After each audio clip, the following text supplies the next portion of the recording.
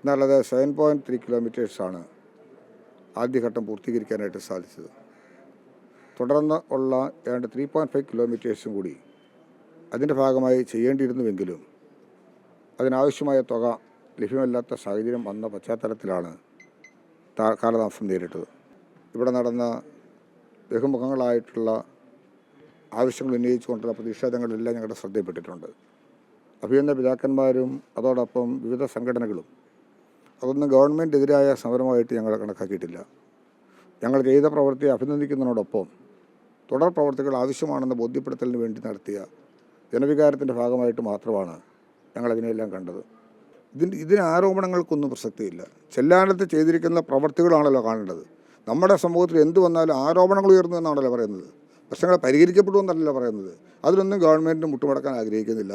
ഇത് ചെല്ലാനം നിവാസികൾക്ക് തീരദേശത്തെ ജനങ്ങളുടെയും പ്രശ്നം അകറ്റുന്നതിന് വേണ്ടി നടപടി സ്വീകരിച്ച് മുന്നോട്ട് പോകുന്നുള്ളത് മാത്രമേ ഉള്ളൂ. അതൊക്കെ വളരെ കൃത്യമായി നോക്കി കൃത്യതയോടുകൂടി മാത്രമാണ് ചെയ്തിട്ടുള്ളത്.